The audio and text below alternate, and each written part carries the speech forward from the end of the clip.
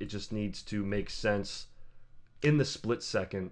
that you're watching it, and your brain has to go, that works, right?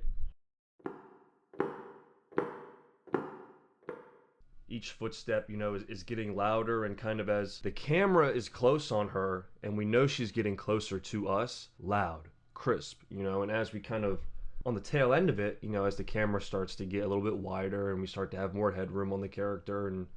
I think the footsteps kind of get to an even keel and they sound normal in like a reverbed room.